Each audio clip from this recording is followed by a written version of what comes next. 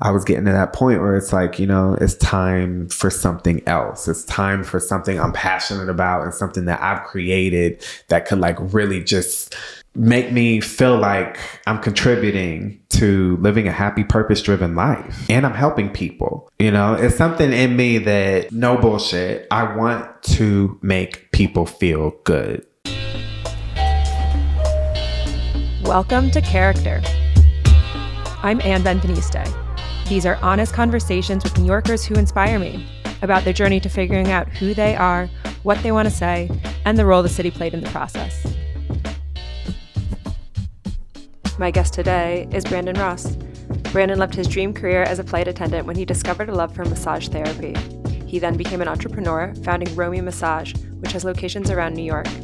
His journey is one of reinvention and resilience. Growing up gay in a conservative Christian household, Brandon's had to tune into himself, bet on himself, and stay true to himself again and again. Let's dive in.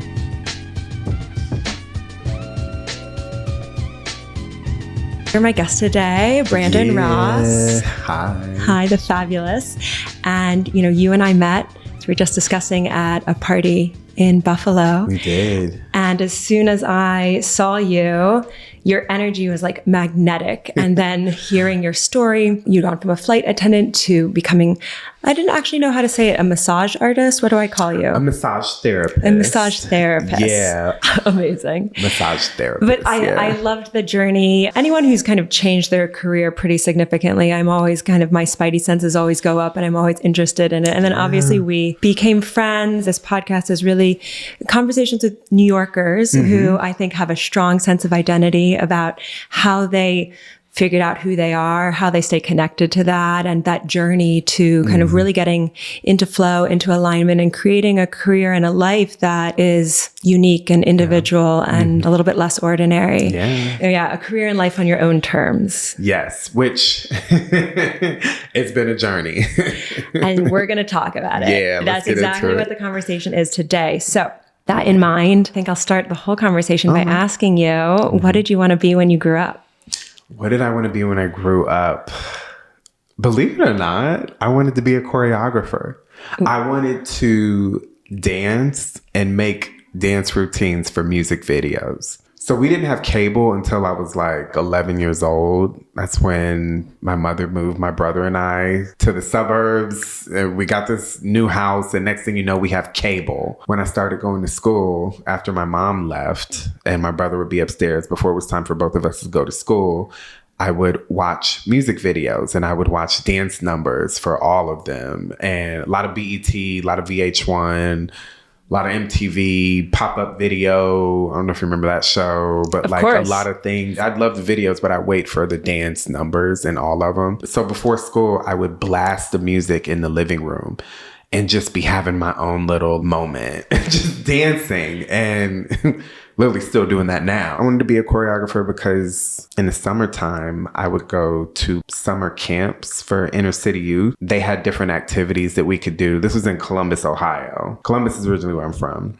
I love stepping. Like step teams, everybody's body's just being in sync, making loud sounds or like moving, and wanted to be a choreographer. I wanted to make my own. I literally love that. Obviously, we met dancing, but there's also being a massage therapist, there is a real physicality to that. So it seems like you've always had this, like maybe a physicality to the way that you come alive or things that you like to do.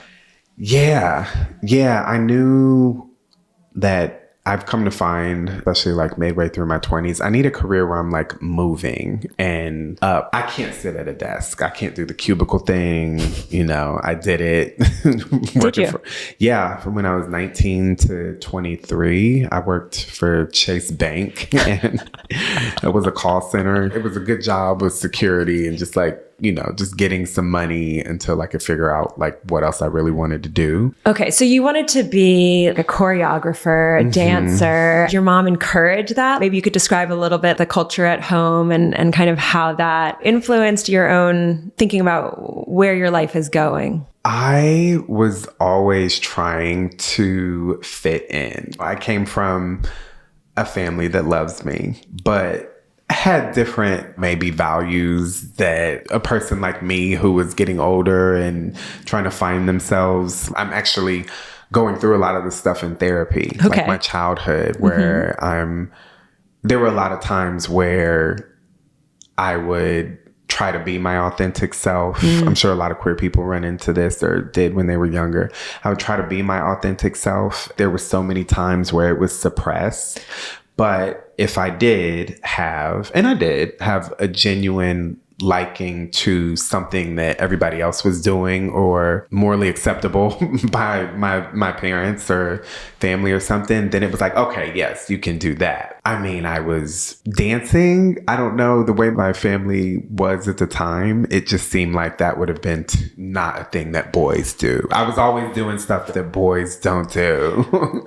You know, very young. And I never asked. Like, can I do this? And I said something to my dad about it once, and I will never forget. He was like, we ain't having none of that. Never asked again. You asked him about dancing. Crush, boom. Yeah. I'm like, I didn't say I wanted to put on a dress and like go dance in a Giant Eagle parking lot with speakers playing loud. Like, I just want to dance. Yeah. I mean, you know, I think this is what makes it so interesting. Like the people that I'm talking to, and also my own life, but you know, when you grow up in an environment where the structure that you're in, for whatever reason, isn't kind of aligned with the person that you feel that you are inside or becoming. Yeah. And not to say every part of it, but there's some parts where part of you is not accepted in some way. That can be, you know, very confronting. And I think it makes for, you know, an interesting journey in terms of like, okay, well, when was that moment when you kind of said, ooh, I'm going to like do it my way, or I'm going to take that intentional decision to really separate myself maybe from my family, or tell my family I'm different and own that. Did you have a moment where you felt like, okay, this part of me hasn't been accepted, but I'm now coming back and I'm saying like, this is who I am and I'm accepting this part of myself? Yeah, I would say the journey of kind of accepting myself for who I am was more internal. I, even from a young age, always felt like I don't have that much control over my life as much as I want to right now. But I never needed to like come out because it was obvious. You know, I never sat any family, my brother or my parents down and had that conversation like, listen, you know, it was a very like strict religious household. If I was, you know, being myself and that wasn't acceptable, you know, there were things said to me that kind of made me feel ashamed of who I was. So there was this delayed blooming of who I really wanted to be and just wanted to let out. And then, you know, when I finally got out, it was just hallelujah! Like, yes, almost this angry rebellion.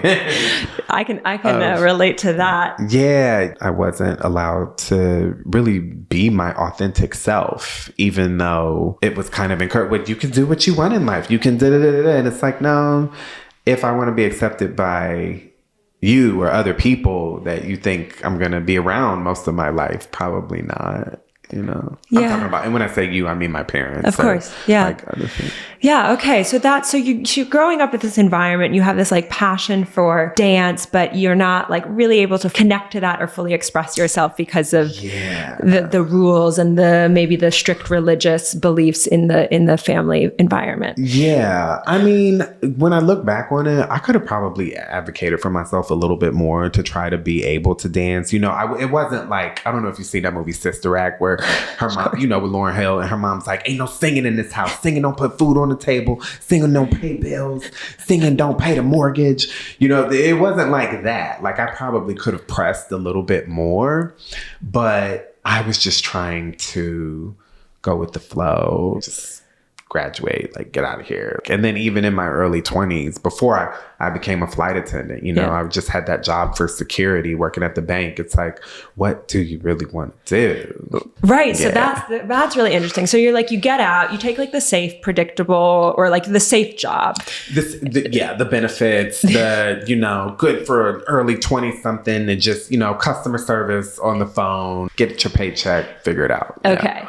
And so what was the moment when you were like becoming a flight attendant? You were like, this is what I want to do, or what drove that decision? Well, when I was a kid, we didn't fly much, really. We were always driving down south to visit family, or, you know, we drove and took a few trips, fun trips. But I was rarely on an airplane, and it wasn't until I did this summer academy thing. It was called the Benjamin Banneker Summer Academy, and it was in my year between 8th and 9th grade, and it was for predominantly Black youth that had like good grades, but they wanted to make excellent. And it was like a math science program. And then every weekend we would fly to a different city, you know, do like some kind of school tour or something. I didn't care about the program. For some reason, I'm weird. Like, I was just excited to just be getting on an airplane. Like, I loved it. I was such a nerd for it. I loved it. I loved just staring at the flight attendant, like, oh my God, this person gets to go so many places. And I think being someone who just growing up was always ready to leave, like couldn't wait to leave, I was like, I want this access. It was like in the back of my mind, like, I want to be able to just bounce from city to city whenever I feel I want to. Totally. And if you're feeling like, God, I have to get out, you're like counting down the days till you have like your freedom. Like what's like more free than like flying all over the world at any time you want? Yeah. I also wanted to see more of the world. I mean, nothing wrong with the Midwest, you know, or the South, but it was just like, you know, I want to be able to travel at my own leisure. And I also, when I look back at it, I liked the idea of a uniform and coming to the airport. And it was I don't know what it was about me as a kid. I always wanted to go. I wanted to leave. We would go somewhere and it'd be time to come home. I'm like, no, let's stay. It was appealing to me because of that program I did. And then also I was a big Tarantino, still am, like a Tarantino fan. Not too much of him, but I love his movies. And my favorite movie was Jackie Brown with Pam Grier. She's flight attendant, trying to make ends meet. They try to downplay the fact that she's a 44-year-old Black woman, because at the time it's 97. And of course they would put that in a movie like it's a bad thing. You know, I remember watching that movie and loving it for what it was, but working at the bank thinking like, I could do that job. And then I had friends in Columbus that were flight attendants. There was a small regional airline there called Republic, and it didn't pay shit. You know what a rent-a-cop is? Sure. I called working there like being a rent-a-flight attendant. It was short little 2-hour flights. Anyway, I got hired there. Some friends convinced me, and I went and trained in Plainfield, Illinois, which is as terrible as it sounds. And was just so excited. I'm 22, 23 at the time, thinking like, oh, this is going to be so fun, you know? And I did it. That was the first time I was really ready to be like, I don't have to continue doing what I'm doing. Like, I have more than this. I can get out of here.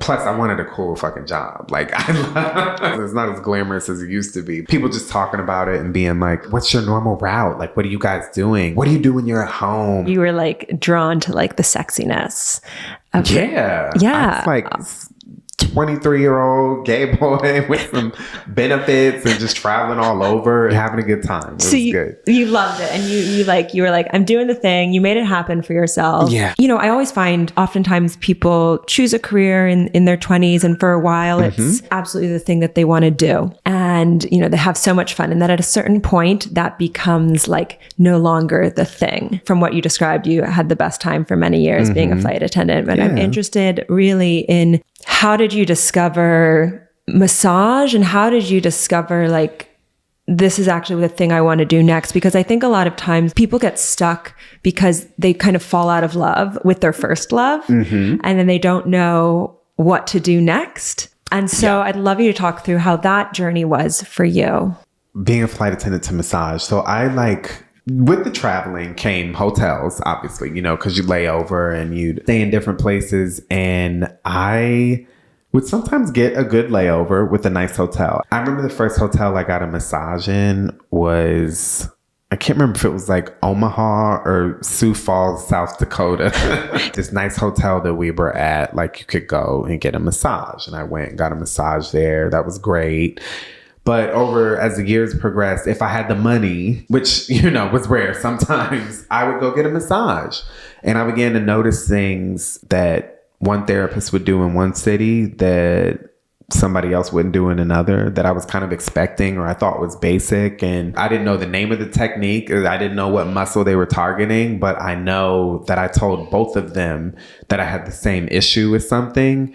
And it was interesting to see who did what for that issue, or, you know, what techniques they chose or whatever, that I could feel. As time progressed, I was like, I could do this. There were things that I looked at as far as like entering the space that they worked in, how they had it set up. But what made you think like, I can do this? Did that just like come to you all at once, or? Not all at once. I think it was the fact that I had gotten enough massages to the point where it was like, I don't know what they know, but this is something I could see myself putting in the work, learning how to do, and being good at. From giving the client a cup of tea after to like leaving a mint or something, you know, or laying on the bed and letting the therapist know you're ready and ringing the bell. One guy had that set up and I'm like, well, that's crazy. And then he comes back from behind this curtain and starts rubbing my thigh.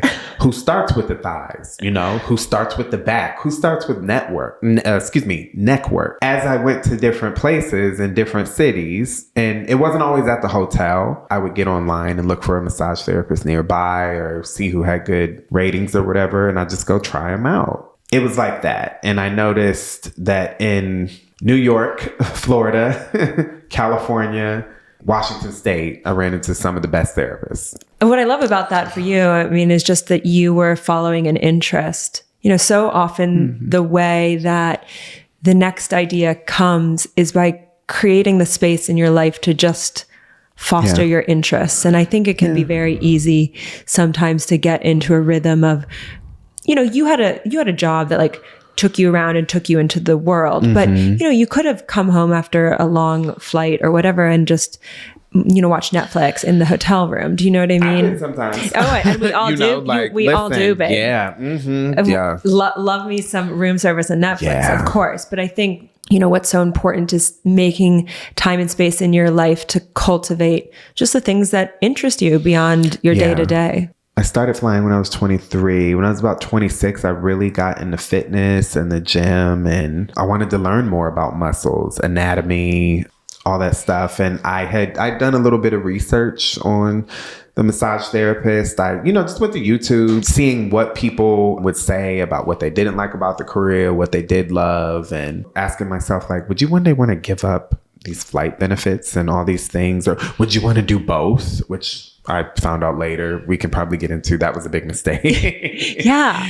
Well, so you started like kind of actually saying, okay, I could do this. And now let me explore a little bit more. What would that actually look like in practice? And so you kind of were really allowing yourself to actually dream about it and think about it, which is awesome. So tell me, like, how, you know, did you ever think you'd be an entrepreneur? Like, how did you arrive at now running your own massage therapy practice? How did you, you know, find the courage to leave one job and start this totally new profession? Being a flight attendant was still fun, but it was beginning to get very repetitive. I didn't have a regular schedule. I was just getting bored with procedure, constantly doing the same thing, you know, not having control over rules and regulations at my job, working for a corporation. And I would meet other people who were business owners, and it was just so appealing to me, like making your own brand, developing your own things. And I think even before I enrolled, I already knew no matter what, one, I was going to finish school, and two, I was going to do this. I was going to start my own thing. I can gradually get there. Like, I can do this. And I had friends that wanted to help me. Then you talk to people when you're in massage school and talk about the things that they want to do. And you meet people who just want to, they're like, I just want to go work at Massage Envy. I want to work at Equinox, or I want to work with this trainer, and we're going to do our own thing. One girl, she was a Pilates instructor for pregnant women. And she also wanted to do prenatal massage and get like heavily certified in that. And hearing about what others wanted to do that were in my program too kind of pushed me further to be like, nah, when I finish this, I'm definitely starting my own brand, my name. I want to go for it. I love that. Yeah. Well, I mean, I think what I just want to commend you, because what I see in that is a couple of really important, you know, mindsets that I think not everyone naturally adopts. And one is like, I can do this gradually, right? And not putting so much pressure on yourself to like, all of a sudden now I have my own thing, but like, I'm gonna take this one step at a time. You know, you really did, right? You explored the interest, you found it interesting, you went a little bit deeper, you started looking into programs, you took a program, you know, it's like step by step by step, I'm getting there. It doesn't have to happen all at once. And then you surrounded yourself with other people doing the things that you want to do, right? Which gives you a model of like, if they can do it, I can do it. I know when I started my coaching business, one of the best things I did was like put myself around other coaches who are making a lot more money than me, but I was just like, if they can do it, I can do it. Yeah. And then also, you know, asking your network for help, right?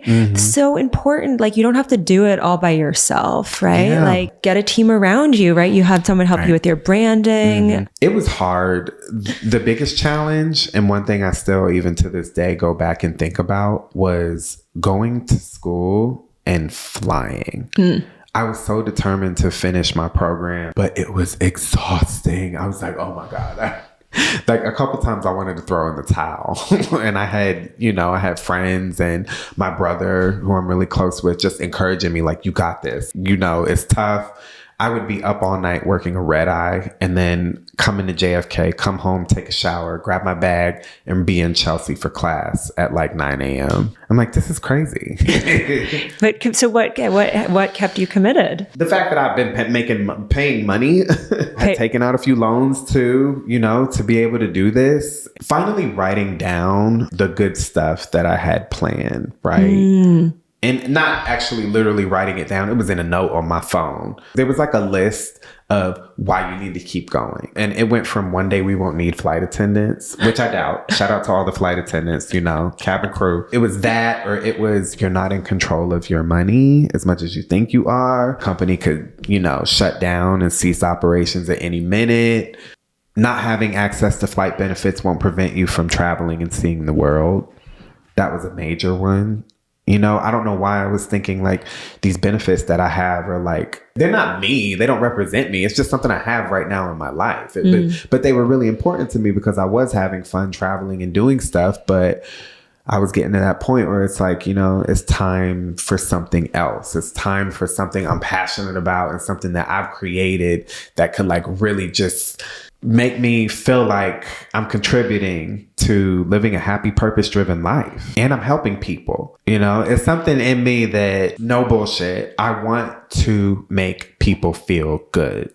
When it's within my means, I had to learn too, because being someone, having at a young age, not being able to be your authentic self, sometimes we can develop these people-pleasing tendencies. Yeah. And, you know, me helping people while I had that job was like giving people flights and buddy passes and all these things. Now, massage is like, it's a trade for me. If, you know, there's another business person who has something to offer and I'm willing, but me helping myself as I help people, it's a business transaction that I like. And it's also helped me to maintain boundaries because I'm using my body, I'm using my muscles, I'm trying to make my schedule, I'm trying to get rest, I'm trying to exercise, eat right so that I can be able to do this. So it's helped me to be disciplined in other areas of my life. I love that you wrote down in your phone the reasons why you're doing it. So important to get really clear why you're doing the thing. You know, why are you excited to do that thing? Or like, what's the motivation? Getting super clear on that like helps like plow you through stuff. If you're ever like uncertain about something, you have to get clear on like why you're doing it. So that's really helpful. When we're in a positive mindset, I just think it's so important. And I do this a lot more often now to keep those moments and put them down, like record them. If it's a voice note or if it's anything, just so that you can go back to it. For me, it was when I'd have anxiety or I was unsure about something, you know, that list and, you know, encouragement from friends and also like my own will and determination helped me do it, help me finish the program. So, I love that. Yeah. And I love the idea of recording it, like capture it. When I first started my business, I kept a file of like anytime someone said my work was good. And then anytime I was like, oh my God, I suck, I'd go back and read it and be like, okay. Look, I got to check Google every now and then too. Like, hold on, I just need a little motivation today. Look what you did, you know, or love that. Yeah, you got to go back. You have to, a couple things with that I keep in a note and in my mind to just kind of help me keep going. Devotion over discipline. Discipline, when we're like, I need to be more disciplined. And I was always like that. I mean, from a very young, things happened to me in my life that resulted in me trying to be a perfectionist. and not everything was perfect, obviously. Perfectionism is a prison, right?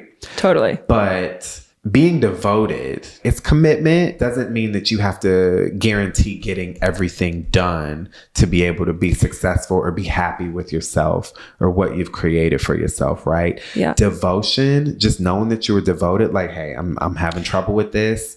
These numbers I wanted to reach this goal this month, but I didn't, or I should have had these t-shirts done by now, or I could have done a little bit more work to that calf, whatever it is. It's like the fact that you're devoted is what can keep you going instead of being I think discipline is related to like perfectionism. Yeah. And I think what I love about the word devotion is there's love in devotion, right? There's like, and I love is such an important energy to cultivate. Like love and commitment is just so poignant. And I think so powerful if that's driving you. You finish your course and you're like, all right, so tell me, like, do you feel aligned now? Do you feel in flow? You quit your flight attendant thing. You're running Romie Massage full time. Yeah, I feel... You don't have to answer yes to that. I'm just, genuinely curious. I do feel that I'm in a flow. I feel most in a flow during a session. Like from the time the clock starts, this is going to be so nice for this person. I'm going to give them the best session. Like I'm going to kick ass for them right now. I love massage so much. I don't know what I'm trying to say. I love...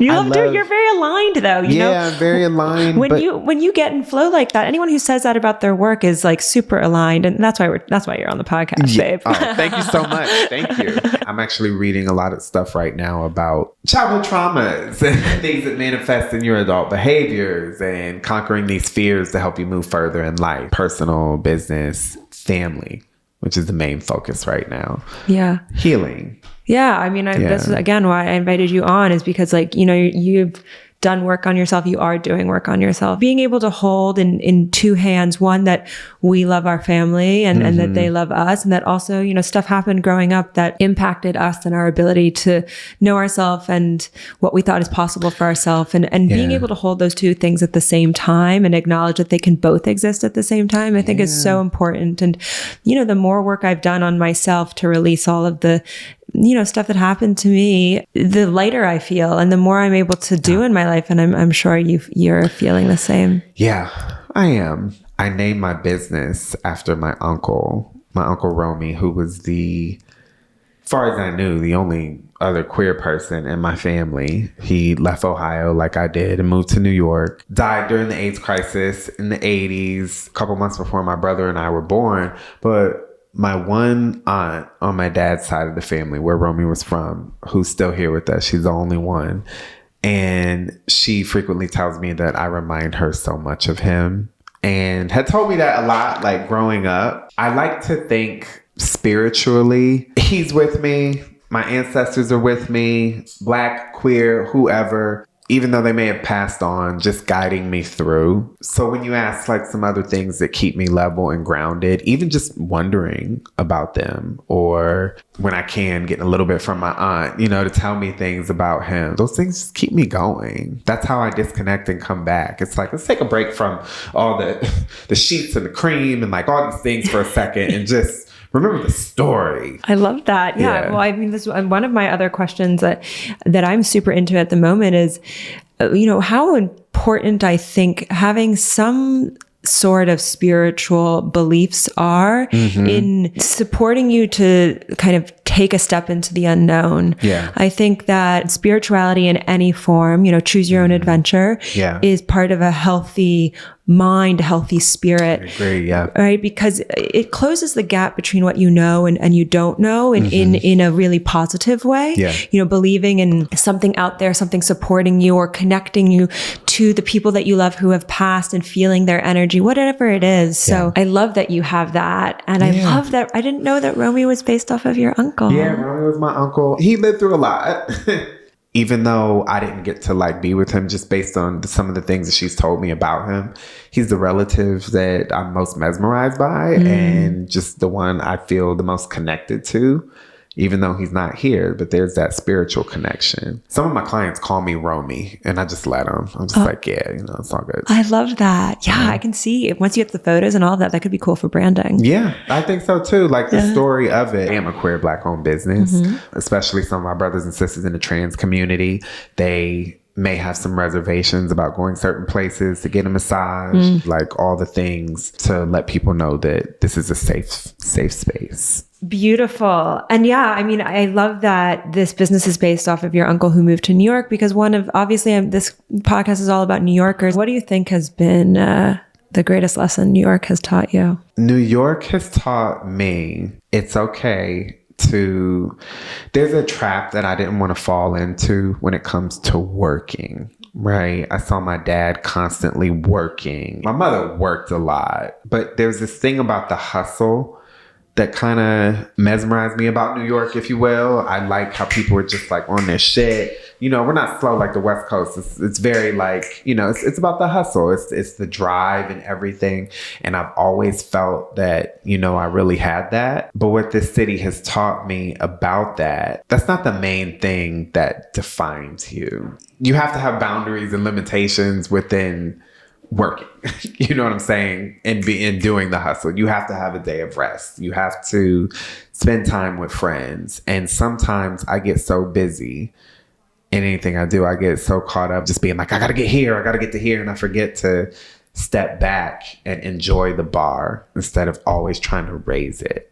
You know what I'm saying? Totally. Yeah. I got it. And I had a mentor once called that the happiness treadmill, where you're like, I'll be happy when, and the when is always out in front of you. Because you raise the speed or something, or you like, yeah, exactly. Well, it's always like, because whenever you get to the goal, it's always like, what's the next goal? Yeah. Instead of just enjoying the moment of where you are in life. Always trying to get more appointments and like do all this stuff. And it's like, hey, let's reflect. Like you just did your notes, like be happy you were able to fit these people in.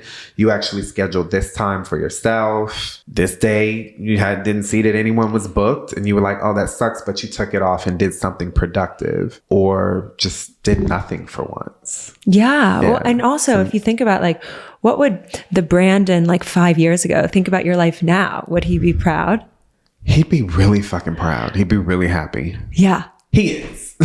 He is, right? I think about that a lot. I'm like, God, if Anne, like, 5 years ago, 10 years ago, knew what I was doing, I'd be like, fuck yeah. Yeah. You're doing some incredible stuff. Oh, you too, babe. Oh my gosh. I had gone through your website and seen some of the topics and of your podcast and everything. And I was like, holy shit, I needed this when I was burning out. Or I needed this when I was trying to make critical decisions and how I wanted to operate my business. Or, you have so much good stuff there. Even my mentor, we were looking at your website and he was like, I need to listen to that. Because he works really hard too. But to sum up, what this place has taught me is that, you know what? Pause and enjoy for a minute, right? Feel the beat, Feel the beat. I love that. One thing I wish someone had told me as a business owner when I first started, I think I'm critical of the decisions I make so much in my business because I'm always worried about what my group of clients or like other professionals would think, or if I'm doing something right. So along with the devotion over discipline, I remember that comparison is the thief of joy.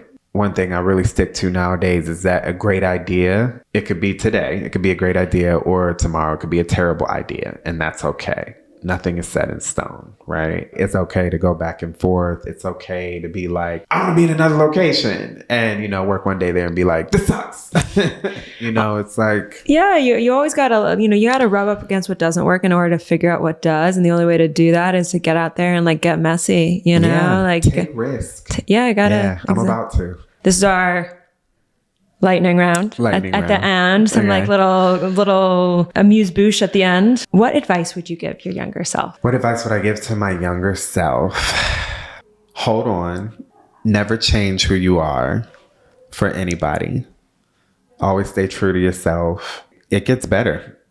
I know that was a thing. That was a campaign for a long time. And I was like, damn, I needed that years ago. It gets better. What mindset do you hold that helps you take risks and bet on yourself? Remembering past accomplishments.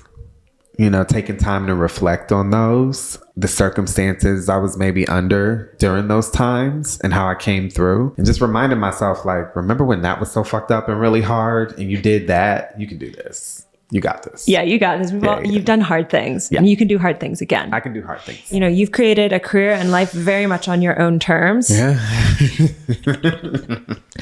Where did you find the courage to do that? I think it was the beginning of choosing myself. It wasn't so much like, I'm going to start a business and I can do this, and no matter what, it's going to get done. I'm going to finish school. I'm going to get my program. I'm going to become a licensed massage therapist and be an individual and have my own brand immediately. It was, and still is, it was the beginning at that time of me choosing myself for once and not giving so much of my energy, whether it be time, money, resources, anything, to other people, and actually one day deciding to just choose myself. What message would you put on a billboard in Times Square? Go to therapy. I think a lot of people have a lot of unhealed wounds, and it could have been from any time in their life, and it manifests into other thoughts or behaviors that stop us from being our true selves. It contributes to us having unused potential. And unused potential is one of my biggest fears in life. Go to therapy for you and not for anybody else. That should be every therapist's new tagline. Unleash your potential. Unleash your potential. Go to therapy. Right? I feel like some company uses that. Unleash your potential. Thank you so much for being on Character. Yes. You are really an example of someone who has formidable character. Thank you so much. And it's a pleasure and privilege to be in your life and to watch you live your unique expression. Thank you. And likewise. Thank you, babe. All right. Thanks for tuning into Character. I hope these stories inspire you to trust yourself, bet on yourself, and do the work where needed. You are the artist of your life. Go create something unique and awesome. Don't forget to subscribe to the Character Substack. The link is in the show notes. Here you'll get photos of each guest in their creative space, alongside their New York City recommendations. I also share my analysis as a coach on why each guest is so aligned and thriving. And if you're enjoying the show, follow or leave a review. It helps other people like you find and get value from the podcast too. The music on this podcast was arranged by the New York-based artist, DJ, producer, and underground legend Michael Magden.